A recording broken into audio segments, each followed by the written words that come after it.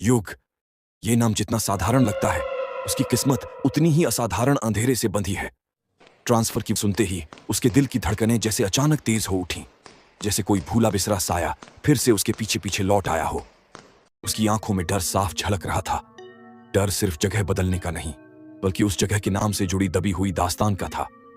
रात के सन्नाटे में जब हवाओं की सरसराहट भी उसके कानों तक पहुंची, तो उसे महसूस यह ट्रांसफर कोई संयोग नहीं, बल्कि एक ऐसा बुलावा है जो 5 साल से उसका इंतजार कर रहा था। और युग जानता था, अगर उसने इस रास्ते पर कदम रखा तो अतीत के वो दरवाजे खुल जाएंगे जिन्हें बंद करना अब उसके बस की बात नहीं होगी। युग और उसकी पत्नी आशा अपने 4 साल के बेटे को लेकर गहरी परेशानी में जी रहे थे। उनके मासूम बेटे को ब्रेन ट्यूमर था और उसकी मासूम मुस्कान के पीछे छिपा दर्द हर रोज उन्हें तोड़ देता था। इन्हीं कठिन हालातों के बीच युग का ट्रांसफर गढ़वाल नाम के गांव में हो गया। गढ़वाल, एक ऐसा गांव जो अपनी पुरानी हवेली के लिए मशहूर था। युग का दिल वहां जाने के लिए तैयार नहीं था, लेकिन हालातों ने उसे मजबूर कर दिया। नई नौकरी तलाशने का समय उसके पास नहीं था और बेटे का इलाज, उसके ऑपरेशन का खर्च, ये सब युग और आशा के लिए सबसे बड़ा सवाल बन गया था। वो दोनों समझ नहीं पा रहे थे कि तकदीर ने उनके सामने इतनी कठिन राह क्यों रखी है। पर फिर भी बेटे की जिंदगी बचाने के लिए उन्हें इस अनजानी मंजिल की ओर बढ़ना ही पड़ा। युग मन ही मन सोचता है, काश मेरे बेटे की तबीयत ठीक होती तो मैं कभी गढ़वाल नहीं आता। लेकिन क्या कर सकते हैं, ये सब भगवान का खेल है।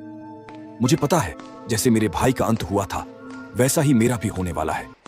फिर भी मैं अपने बेटे के ऑपरेशन के पैसों के लिए जरूर जाऊंगा। युग और आशा उस रास्ते पर बढ़ रहे थे जहां जाने की हिम्मत गांव के लोग भी नहीं करते। कार की हेडलाइट अंधेरे को चीर रही थी, लेकिन हर मोड़ पर सन्नाटा और परछाइयां। काश। आशा, ये बिल्डिंग हमें अलाउ हो गई है। तुम आरव को लेकर अंदर जाओ और फ्रेश हो जाओ। मैं जाकर हम सबके लिए डिनर ले आता हूँ। और हाँ, आरव को दवाई जरूर खिला देना। काश बेटे की तबीयत ठीक होती तो मुझे इस रास्ते पर कभी नहीं आना पड़ता। पर भगवान का खेल कौन समझ पाया है। युग, तुम मुझे सच क्यों नहीं बता रहे हो? आखिर ये मामला है क्या?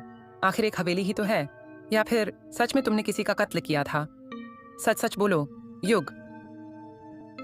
युग और उसकी पत्नी डिनर करके सो जाते हैं, लेकिन अचानक युग के कानों में उसके छोटे भाई यश की आवाज सुनाई देती है, भैया भैया। युग घबराकर उठ गया। उसे लगा जैसे सच में उसका भाई सामने आ गया हो। वो रहस्यमयी आवाज के पीछे पीछे युग बढ़ता चला गया। उसे समझ ही नहीं आ रहा था कि उसके कदम उसे कहां ले जा। धीरे धीरे उसका रास्ता उसी काली सुनसान हवेली के सामने आकर थम गया। और तभी उसकी नजर उस पर पड़ी, वही लड़की। हाँ, वही लड़की जो 5 साल पहले मर चुकी थी। क्षण भर के लिए ऐसा लगा मानो जमीन ही उसके पैरों तले से खिसक गई हो। उसका शरीर बर्फ जैसा ठंडा पड़ गया, कांपते हाथ, सुन्न पांव, और फिर चीख दबाकर वो वहां से भाग खड़ा हुआ। मुश्किलों से गुजरते हुए युग आखिरकार अपने घर पहुंचता है। घर लौटते ही वह अपनी पत्नी को 5 साल पहले घटी उस भयानक घटना के बारे में बताता है। कैसे उसका भाई मारा गया था और कैसे वह मासूम लड़की एक चुड़ैल बन गई। युग और यश ने एक प्लान बनाया था। इस वीकेंड पर वो दोनों गढ़वाल हवेली घूमने जाएंगे।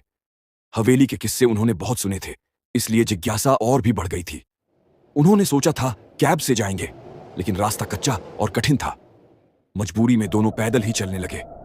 जैसे जैसे वो आगे बढ़े, हवेली का सन्नाटा और जंगल का साया दोनों मिलकर उनके दिलों में डर पैदा कर रहे थे। सुबह से उन्होंने कुछ खाया भी नहीं था। भूख और थकान दोनों चेहरे पर साफ झलक रही थी। तभी दूर उन्हें एक लड़की दिखाई दी जो सड़क किनारे कुचिपुड़ी खाने का सामान बेच रही थी। युग और यश ने राहत की सांस ली और सीधा उसी लड़की की ओर बढ़ गए। सुनो लड़की, तुम्हारा नाम क्या है? तुम इतनी रात को यहाँ अकेली क्या कर रही हो? जी, मैं यहाँ चाय बेच रही हूँ। दरअसल मेरे पिताजी की तबीयत ठीक नहीं है, इसलिए मुझे पैसों की जरूरत है। इसीलिए मैं रात में भी यहाँ खड़ी हूँ। अच्छा, ठीक है, पर हमें गढ़वाल हवेली घूमना था। क्या हमें यहाँ कोई गाइड मिल सकता है? पर इस समय यहाँ कोई नहीं है। आप लोग कल सुबह आ जाइए, बहुत सारे गाइड मिल जाएंगे। क्या तुम हमें हवेली घुमाओगी? मैं तुम्हें बहुत सारे पैसे दूंगा, तुम जितना कहोगी उतना। इन पैसों से तुम अपने पिताजी का इलाज भी आराम से करवा सकोगी।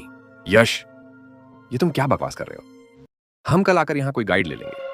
तुम इस लड़की के साथ क्यों जाना चाह रहे हो? मुझे नहीं आना। अरे भाई, चलो ना, इस लड़की को पैसों की जरूरत है और हमें भी हवेली घूमनी है। और रात में हवेली घूमने का तो अलग ही मजा है। चलो ना भाई, बोलो लड़की, क्या तुम हमें हवेली घुमाओगी? राधा को अपने पिताजी के इलाज के लिए पैसों की जरूरत थी, इसलिए वह मजबूरी में मान जाती है। ठीक है, चलिए मैं आपको हवेली दिखाती हूँ। राधा युग और यश को हवेली दिखा ही रही थी कि अचानक यश के मन में शरारत का ख्याल आया। वह सोचने लगा कि क्यों न राधा के साथ थोड़ा मजाक किया जाए। उसने अपना प्लान युग को बताया, लेकिन युग ने गुस्से में उसे डांट दिया और वहां से चला गया। पर यश का इरादा कुछ और ही था। उसके मन में यह जानने की जिज्ञासा थी कि क्या इस हवेली में सचमुच कोई अनदेखी शक्ति छुपी है। इसीलिए वह सोच रहा था कि राधा को एक कमरे में बंद कर देखे कि आखिर सच सामने आता है या नहीं। युग यश की हरकतों से नाराज होकर हवेली के बाहर निकल आता है। वह यश से भी घर चलने के लिए कहता है, लेकिन यश उस लड़की के साथ हवेली घूमना चाहता था। इसलिए युग अकेला बाहर निकल आता है और गांव की ओर जाने ही लगता है कि तभी एक बुजुर्ग आदमी उसके सामने आकर रुक जाता है। बेटा, तुम इतनी रात को हवेली के बाहर क्या कर रहे हो? तुम्हें यहां नहीं आना चाहिए था। यह हवेली शापित है। यहाँ एक चुड़ैल रहती है। वो लोगों से दोस्ती करती है, मीठी बातें करके उन्हें हवेली के अंदर खींच ले जाती है और फिर उनका खून पी जाती है।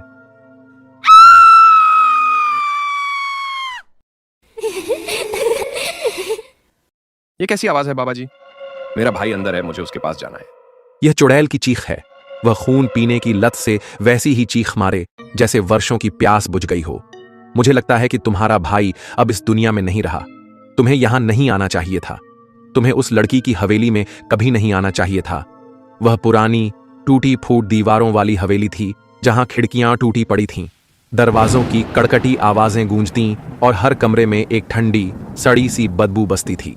वह चुड़ैल वर्षों से ऐसे ही लोगों को मारती आ रही है, इसलिए पूरे गांव के लोग इस गांव को छोड़कर चले गए हैं। पर बाबा जी, मेरा भाई, उसके अलावा इस दुनिया में मेरा कोई भी नहीं है। यह सब मेरी गलती है। मेरी वजह से मेरे भाई की जान चली गई। अब मैं क्या करूं बाबा जी? युग बात ही कर रहा होता है कि वह बेहोश होकर गिर जाता है। उसके लिए यह सदमा बहुत बड़ा था। वह इसे बर्दाश्त ही नहीं कर पा रहा था कि उसका भाई अब इस दुनिया में नहीं रहा। अपने भाई को खोने के गम से युग की तबीयत बहुत खराब रहती थी। कई दिन युग अस्पताल में ही भर्ती रहा। यही कारण था कि युग गदवाल हवेली नहीं आना चाहता था। उसने सारी बात अपनी पत्नी को बता दी। युग की बात सुनकर आशा उसी रात वहां से निहाल जाने का फैसला करती है और अपने बेटे के इलाज के लिए अपना घर ही बेच देती है। देखना चाहती थी। कहते हैं ना, अतीत का साया कभी पीछा नहीं छोड़ता। इसलिए जब किसी जगह जाने से मना किया गया हो तो वहां नहीं जाना चाहिए।